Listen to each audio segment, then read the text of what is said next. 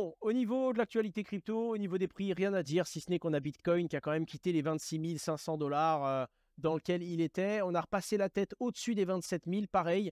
On s'est maintenu au-dessus des 1800 avec Ether. Là, on est vers 1850. C'est sympathique, mais ça ne veut rien dire.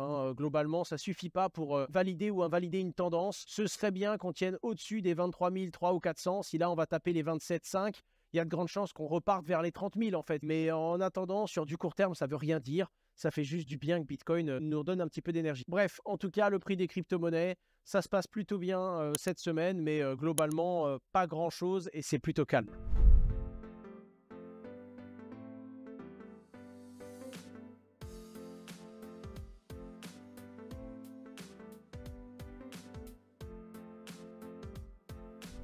Les amis, la loi d'influenceurs qui permettra aux influenceurs de faire de la communication sur les sociétés enregistrées PSAN et non pas agréées comme c'était proposé à la base. Et en plus de ça, toutes les sociétés qui ne sont pas couvertes par le PSAN, genre je donne un exemple, un échangeur décentralisé, DYDX, une société qui propose des hardware wallets pour sécuriser ses cryptos, c'est en lien avec la crypto mais ça va pas être PSAN. Bref, toutes ces sociétés-là qui allaient se voir interdire la promotion ont désormais le droit de le faire, en tout cas selon la proposition de la commission mixte paritaire. Je rappelle, l'Assemblée nationale propose la loi qui voulait interdire. Le Sénat propose un amendement, d'accord, qui est quelque chose de plus équilibré et qui propose justement d'autoriser les sociétés enregistrées et celles qui n'ont pas à l'être. Et ensuite, il y a la commission mixte paritaire, 7 députés, 7 sénateurs qui ont voté et qui ont accepté les modifications du Sénat. À ce moment-là, on doit attendre la validation finale, d'accord, et cette validation finale, elle, sera votée le 31 mai. Donc, ce n'est pas définitif, mais pour l'instant, il semblerait, après avoir fait un boulot de titan, les gars, parce que là, il y a eu tout le monde, grosses entreprises, en passant par les médias,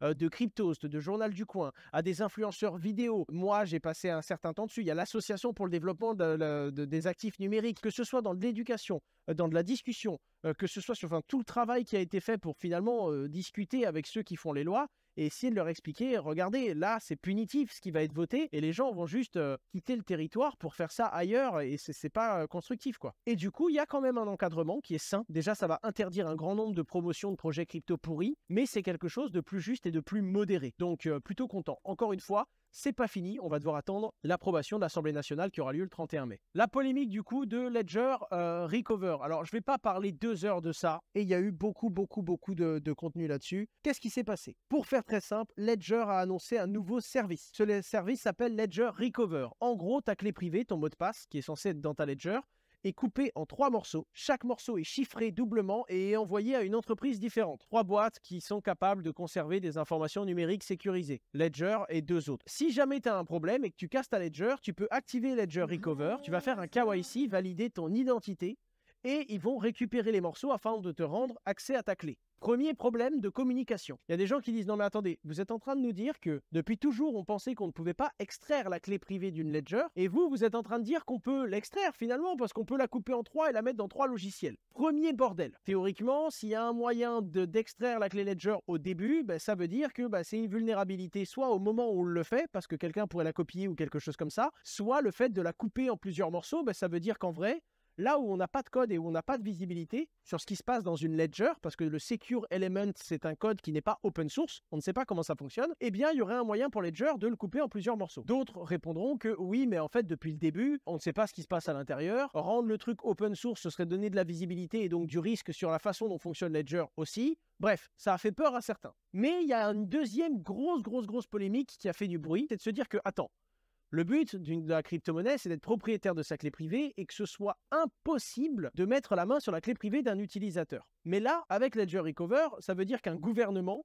pourrait imposer à Ledger de donner la clé privée et donc l'accès au fonds d'un utilisateur avec nom, prénom, pièce d'identité. Puisque sur un simple KYC, ils doivent être obligés de le donner. Alors encore une fois, certains disent que c'est des incompréhensions, d'autres lancent plein de débats, certains disent, attendez, mine de rien, depuis le début, Ledger, on sait que c'est pas open source, on sait qu'on peut pas vérifier ce qu'ils disent et pourtant tout le monde leur fait confiance. Donc c'est un peu, pour certains, abusé de s'énerver maintenant sur un truc où on savait déjà qu'on n'avait pas de visibilité. Bref, entre ceux que ça arrange bien parce que de tirer des pierres sur Ledger parce qu'il y a des concurrents qui en profitent, entre les membres de la communauté qui, eux, sont réellement choqués maintenant qu'ils ont compris comment ça fonctionne, il y en a beaucoup qui ont tourné le dos à Ledger et qui ont fait un bordel si gros que le CEO de Ledger lui-même, Pascal Gauthier, a fait une lettre globale en annonçant que la communication a été réalisée maladroitement, que ça a été une erreur de leur part, et propose une open source roadmap Donc, c'est le fait que dans les jours, semaines et mois qui viennent, ils vont rendre beaucoup plus de choses de Ledger, beaucoup plus open source. Ils ne parlent pas du Secure Element, qui mine de rien reste le cœur de la discussion,